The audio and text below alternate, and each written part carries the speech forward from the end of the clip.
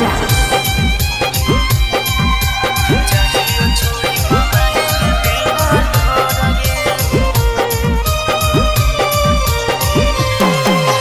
दिलवा हमर तोड़ी देनी मुहवा काहे मोड़ी लेनी झूठा कोई वादा छोड़ी हमरा काहे छोड़ी देनी दिलवा हमर तोड़ी देनी मुहवा काहे मोड़ी लेनी झूठा कोई वादा छोड़ी हमरा काहे छोड़ी देनी दोसर संगे देखियो छतिया फाटो हतो मोर गे देही अखिया में लोर गे अब नय तो तोर गे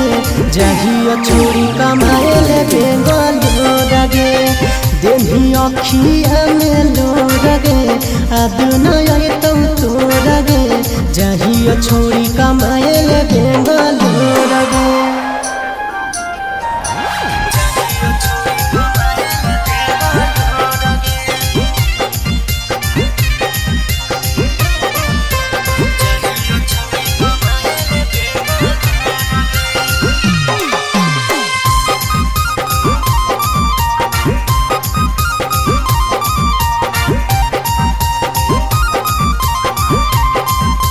अब तोरे कारण वागे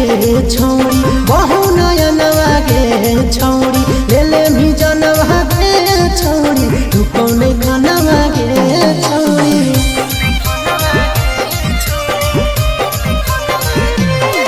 अब तोरे कारण वागे छौड़ी बहु नयन वागे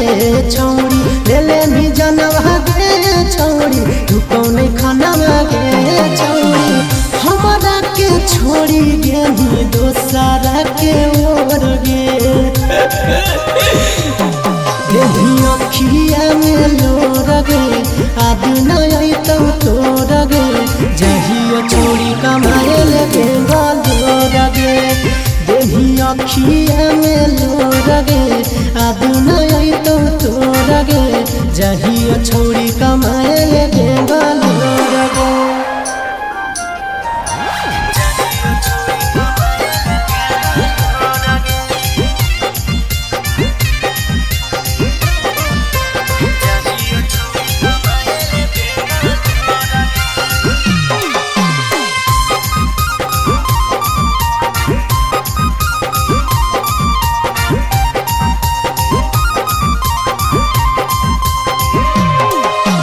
लाइफ अपन बनई बहुगे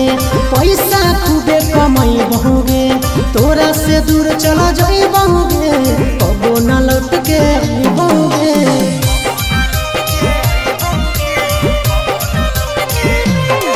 अगे लाइफ अपन बनई बहुगे पैसा खूबे कमाई बहुगे तोरा से दूर चला जाई बहुगे कबो न लौट के बहुगे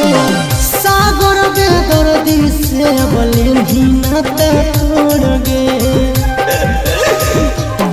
देही अखिया में लोर गे अब नय तो तोर गे जहिया छोड़ी कमाए ले बेंगलोर गे